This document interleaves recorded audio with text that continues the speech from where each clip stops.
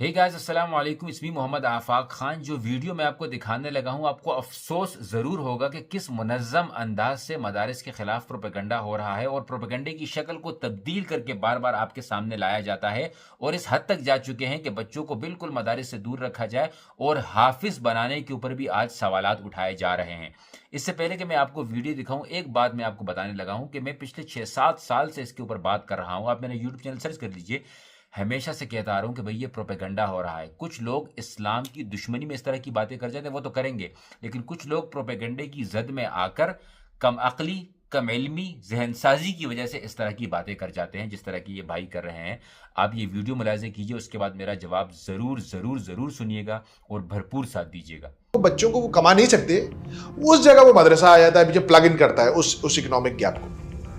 कराची आएंगे, लाहौर जाएंगे, इस्लामाबाद जाएंगे, हमारे पास हज़ार रिहायशी तलबा मौजूद हैं जो कॉल अल्लाह कॉल आप पैसे दो इनको। और हमारे वो लोग जो आइदर ग्रे इकॉनमी या ब्लैक इकॉनमी से हराम का कमा रहे हैं, या उनके पास टैक्स नहीं देते वो, या उनको किसी और बात का बहुत शदीद गिल्टी कॉन्शियस है, वो बग़ैर किसी तहक़ीक़ के, बग़ैर इस बात के कि ये जो मैं 1 रुपया भी खर्च करता हूँ किसी मकसद के लिए, इसकी यूटिलाइजेशन ठीक होनी चाहिए या नहीं, और ये किस मकसद में खर्च हो रहा है, क्योंकि मुझे अल्लाह को इस खर्च का भी जवाब देना है ना।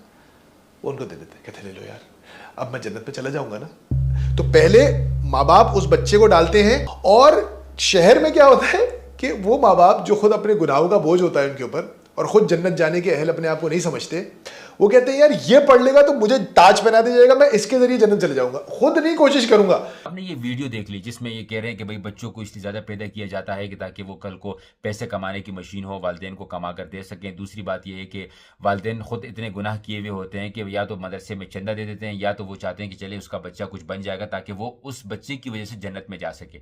ये कोई इतना पेचीदा मसला नहीं है मेरे प्यारे भाई, मेरा जवाब सुन लीजिए। इसको कहते हैं तरबियत। आम ज़बान में, आम अल्फाज में इसको तरबियत कहा जाता है। जब बच्चों को स्कूल या मदरसे में दाखिल करवाते हैं या बच्चे से अच्छा इंसान बनाने की कोशिश करते हैं, हर वालिदैन का यही ख्वाब होता है कि मेरा बच्चा आलिम हो, हाफिज़ हो, कारी हो, ताकि वो माशरे में अच्छा किरदार अदा कर सके। और ज़ाहिर सी बात है, ये वालिदैन के लिए सवाब जारिया का ज़रिया बनेगा। जब बच्चा माशरे में अच्छा काम करेगा, वालिदैन के लिए फ़ख्र का ज़रिया बनेगा। तो ये इतना कोई पेचीदा मसला नहीं है। कोई वालिद या वालिदैन इस तरह नहीं होते हैं कि भाई मैंने खुद तो गुनाह कर लिए हैं तो आओ बच्चों को भी गुनाह करवाऊं। जाहिर सी बात है, हर बंदा जन्नत का लालची है, और अगर जन्नत कमाने के लिए कोई काम किया जा रहा है तो बच्चों से कोई जो है वो रॉबरी तो नहीं करवाई जा रही है, बच्चों से कोई टिकटॉक डांसेस तो नहीं करवाए जा रहे हैं, बच्चों को मदरसे में दाखिल करवाया जा रहा है। आप किस तरह की बातें करते हैं। दूसरी बात, जो आपने पैसे कमाने की मशीन की बात कर दी है, हर बच्चे के ऊपर जिम्मेदारी है कि जब वो कमाने के लायक हो तो अपने वालिदैन को कमा कर ला कर देगा। ये इकोनॉमी पे बर्डन नहीं है, ये इससे इकोनॉमी बढ़ती है।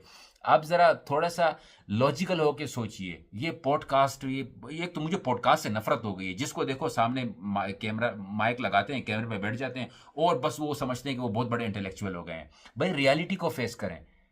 ये आपको शायद अभी मेरी बात समझ ना आ रही हो, लेकिन जिसके 10 बच्चे होते हैं तो ज़ाहिर-सी बात है 10 कमाने वाले होंगे घर पे। वो गरीब होगा, शायद 20 साल बाद वो गरीब ना रहे, उसका घराना गरीब ना रहे। ये तो एक अजीब बात कर रहे हैं आप। ये तो आप न करने वाली बातें कर रहे हैं कि भाई ज़्यादा बच्चे हो जाते हैं ताकि वो वालिदैन को कमा कर दें। मतलब ये माशरे को बिगाड़ने वाली बात कर रहे हैं कि बच्चा कल को ये सोचेगा, हाँ यार मेरा अब्बा तो गरीब था, मैं कमाने लगा हूँ, मैं क्यों अपने अब्बा को दूँ। भाई हमारी जान माल सब कुछ हमारे वालिदैन पर कुर्बान। उन्होंने हमें खिलाया पिलाया, बड़ा किया, पढ़ाया, तो हम इस लायक हुए ना कि हम कुछ कर रहे हैं। और अगर कुछ भी नहीं, अगर हम इस लायक भी हो गए कि हम मजदूरी कर रहे हैं, तो हम उनके घर में रहे हैं। उन्होंने हमें खिलाया है, पिलाया है, उन्होंने हमें मुआशरे की बुराइयों से बचाया है।